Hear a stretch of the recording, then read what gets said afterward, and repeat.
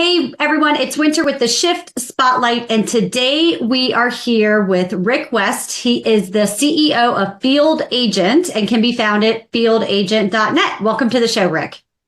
Hey, thanks for having me, Winter. I've been looking forward to this. Me too. And you've got a name I love dearly. My father's name was Rick. He was a Hey, wonderful man, and yeah, so right away I feel a kindred spirit. I'll take that. All right. Well, I know that you want to start out with something to tell our audience. We're going to talk about give us something that is interesting about you, something people may not know, or something you want to share. Yeah, often people look at my background on LinkedIn and you can see I worked for P&G, lived overseas, was an expat in Asia. So that's kind of that resume on LinkedIn. But I'm just a kid from Appalachia. My father worked on the railroad, my grandparents in the coal mines, and my brother's a coal miner today. So Oh, I'm one of these wow. kids that made it out of Appalachia into the corporate world, and now I've been an entrepreneur now for 20 years. That's amazing. So how did that all come about? How did that get going for you?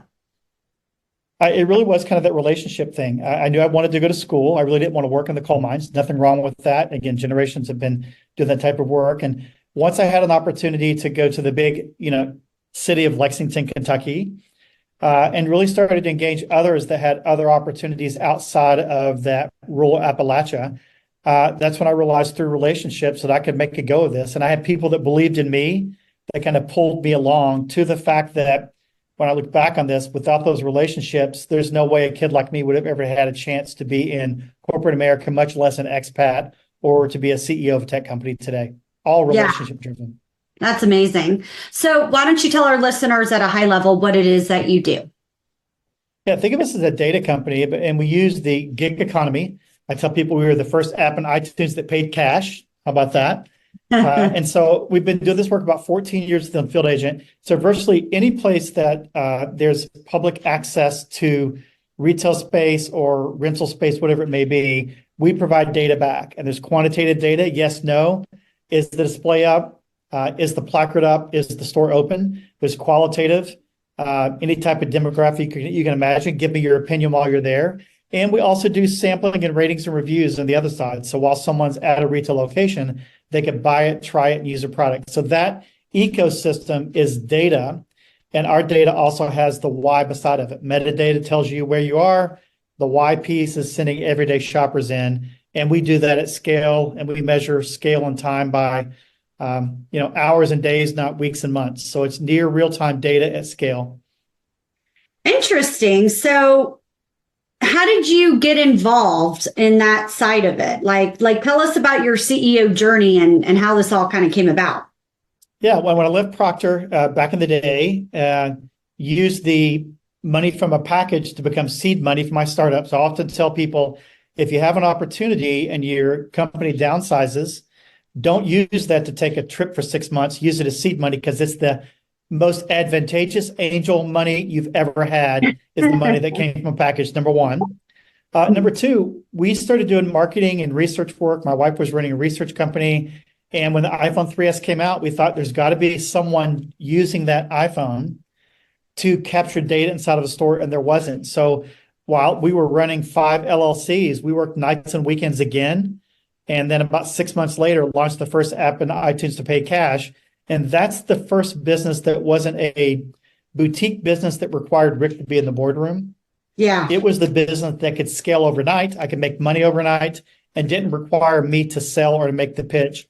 And that's when we knew we had something, Winter. And so we divested of everything else, deselected that, stayed completely focused, and haven't lifted our head since. So you figured out the way to scale, which a lot of CEOs struggle with. How many employees do you have? Today we have about 70 employees, most in the 70? US, 70. 70. I think we Okay. have 20 in France, maybe 5 in the Ukraine, and the rest, call it 50 or so here in the US. Gotcha. Okay. So how did you build a team, find your employees, help execute your vision through, and that's quite a bit of employees, right? So like How did you get everybody rowing in the same direction as the CEO? That's one of your jobs, as you know, and the hardest one is the people side of it. So tell us about that side. We could go into all kinds of details, Winter, around employees today, people today, how often they stay with the company, how often they rotate.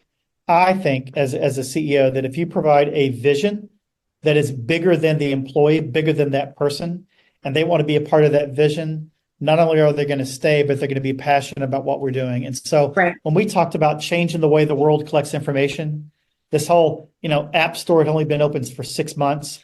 That was easy in the early days. Today, it's looking at, we just acquired a company in France, and we're acquiring another company hopefully next 30 days. And so they start to see the scale about being something really big. And that's how I've kept folks. The finding people, we often joke, and you'll appreciate this, is that if you can find a swimmer, someone that was a swimmer, okay, someone that worked on a farm or some sort of ag piece, and they're a reader, hire them at any cost. Because it's hard to train someone to get up at 5 a.m. to go work out on their own. It's hard to find someone that's curious. So we look for readers, math kids, young adults, people that have that passion. And if I can bring that in, we can teach them everything else. And that's been highly successful for us. So find a swimmer, runner, farmer, someone that's been doing work like that. I'm telling you, Winter, you can't go wrong. Interesting. I have heard a lot of things on this show about talent and how to find talent, but that is not one that I have ever heard. So here's a question you can ask if you're listening to this podcast right now. If you find someone that has a book on their nightstand in their backpack and they're rotating through 3 books, I know I can give them massive amounts of data. I know they can process through it. Or the person says, well, yeah, I kind of check out, but I'm more of a blog guy, kind of look at Twitter, X, and other things. It's very difficult in the data world that I live in to bring someone in because it's just mind-blowing the amount of data that we have to bring in with or without AI, which we dabble in that. But that's really, really important. So readers are really, really important to find. I'm watching Billions right now. I know I'm late to the party on it, but this conversation is reminding me about that because of Taylor, who dissects the data, and she went and found these math geeks to come up with an algorithm to figure out how to trade the stock. And it's interesting because that requires a certain side of the brain that not everybody does possess. And when you're filtering that kind of data, you definitely want people on your team. All right, well, let's talk about as you've scaled your business and you've grown your employees, I'm sure that some things have taken you by surprise. What are what are the lessons that you've learned, either good or bad, positive or negative, that in your growth you could share with the audience and help them not make the mistake or learn from it? Yeah, I think we all know this intuitively, and it was told to me, and I thought we did a decent job, but in hindsight, I can look at it. The power of deselection is so important. And to be able to say, no, not now. So it doesn't mean that in a year from now, 2 years from now, but that concept of chasing shiny objects it's bitten me 2 or 3 times where I just took my focus off, thought I would go down this path. And in one case, we had an amazing product. It was going to be a sister company. And we were just about 2 or 3 years too early, and I just took my eye off the ball. So that's number one. I think the second thing is that, and I've been preaching this for years, but I think it's so important, is that I think as a CEO, learning to say no is probably one of the most important things I can do for my team, my company, my private equity firm, the board members, because saying maybe is like the worst thing in the world. Well, we might get to that. Well, maybe we'll do that. And there's no focus at all. To be able to say no, it's freeing. And it's really, really important to be able to do that. So you have more capacity for the yeses that you've already made. So those 2 things are important. Deselection and being able to say no, I think will just do wonders for anyone that's either in a startup or someone that's in growth mode, or really is looking at the scale aspect of a certain product, is being able to do those 2 things well. So where are you in your mode? Are you continuing to grow? Are you comfortable? Yeah, we're continuing to grow. Part of the growth becomes organic. which, as we all know, you get to a certain size, it's difficult. Okay. Hence the acquisitions that are in front of us. And so the first acquisition was kind of a different product to the side with Marry up next to us. And this next acquisition is much more in tune to what we do today. But it's going to allow us to bring, it's almost like an acqui-hire. We're bringing technology in that's going to let us leap change us trying to do it on our own for the next year or so. And so that's where we are now. We're simply taking the current logos we have, and it's kind of that ABM approach of how do you scale broadly within the ICP of the logos you're already doing business with. And that's what we're focused on right now. So what things, either positive or negative, are impacting your industry right now? I think it's that yes and no thing. Coming out of COVID, where the economy and things are today, we just finished up what I would argue is about 18 months of people saying, I'm not going to tell you no, but I can't spend what I thought I was going to spend. Yeah. Or it needs to wait until next budget year. We are finally at the point where people are like, hey, I feel confident, the budget's in front of me, and I can see things. So that's really been a positive note for us. I think the other piece is because of, it isn't necessarily the tech companies that have done quite a few risks and let folks go, but there was quite a bit of uncertainty of even the ICPs we were selling into as whether or not they would even be in their job 6 months from now. And so because of that, they weren't doing anything new and they were kind of struggling with it. So the unsurety or the unsettling approach to work and budgets were the things that were highly impacting us. And I think we can see the end of it now. And I'm confident that the conversations we're having today, that's no longer going to be a barrier for us. Yeah. Yeah. Where do you see yourself investing resources for growth over the next year? Yeah, we're a tech company, so obviously the tech side of that's important. But I think the understanding, not necessarily spinning off new, but it's taking the current technology that we have and solving problems across that logo. So if that logo is a Unilever or if it's a Kraft or a P&G, how do I solve problems across that logo with the same tech is going to be really, really important for us because the speed at which AI and other things allow people to spin things up, it's hard to have the competitive advantage you once had. But we have the advantage today of really good logos, amazing infrastructure. People love working with us. And so we're trying to solve more problems underneath that same logo. Yeah. Yeah. All right. So what's one book or resource that you would recommend to another CEO? Listen, I'm a Peter Attia guy. So if you haven't read his recent book on longevity, you need to take a look at it. It's not necessarily how to make yourself live longer, but it's really understanding how to have quality of life there. And I'm halfway through Elon Musk's biography. I'm at SpaceX finally got lifted off, about halfway through that one. So I try to mix it up between personal health kind of things and kind of people that have been before me or people that are kind of inspired to read. But those two books have been really, really good. They talk about cold plunges in the longevity book. They talk about cold plunges. I'm only a cold plunge guy after I work out. I'm not an everyday guy. Oh, 100%. Yeah. No, you can't do it unless you've worked out. And the reason is too, honestly, when you do it, for me, I will hurt after I work out, or like I'm big into pickleball and I dive. Okay. I'm not, everybody's like, oh, pickleball, but no. Okay. I dive, I shoot. I'm like going for the gold.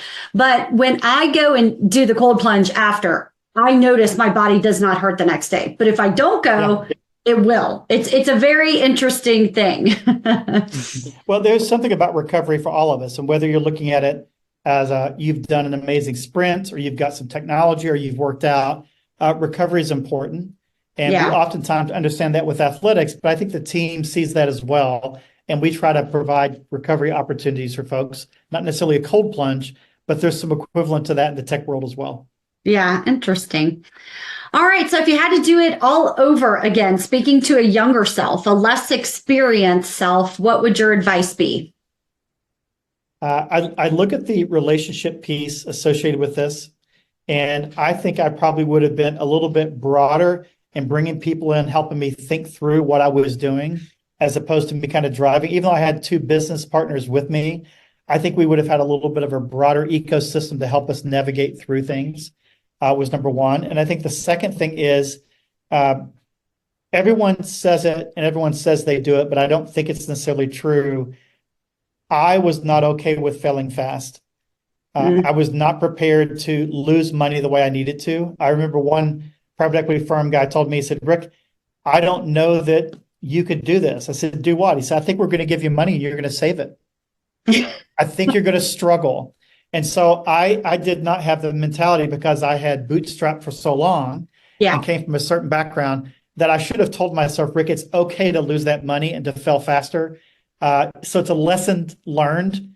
And I don't know that I could have done it. I don't think I you needed could to have. have done that. It's definitely something you can say, hindsight 2020. But when you come from nothing, having anything is everything. Right. And so, I don't think you could have told yourself, I'm confident enough to blow money like this, because you didn't have it before. It was, so I mean, it's good advice for those who are on the fence. But my husband and I talk about it all the time. If we had been more risky, where we'd be. But there's certain levels, right? Yeah.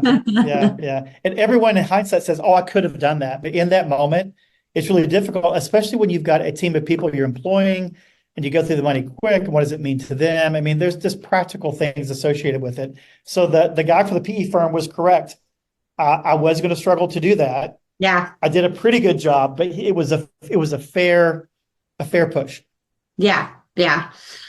All right. Well, so if somebody listening wants to take the next step with you, what would they do? Who is your avatar? Who should reach out to you? Yeah, I am the easy guy on LinkedIn. I mean, you can find me there. Rick West, the CEO guy there. Fieldagent.net. Obviously, you can engage. But because of where we all are in this world, whether you're looking to do business with me or you want to engage about my world, I'm fairly user-friendly. So I'd love to spend the 15, 20 minutes just bantering about how to help someone out and what that looks like. Cold plunges to make that thing work. Cold plunge for 4 minutes. I'll give you 20. But from a business standpoint, really easy to find. And I'm probably one of the few people that you have that's also willing to pay people. So download our app, do a couple of jobs, and we pay you cold hard cash on the other side, engage a little bit, and then I'll help you capture some data just to prove that we're the right company for you. Awesome. All right. Well, it was great having you. This is Rick West with fieldagent.net. Thanks so much for being on the Shift Spotlight. Thank you, Winter.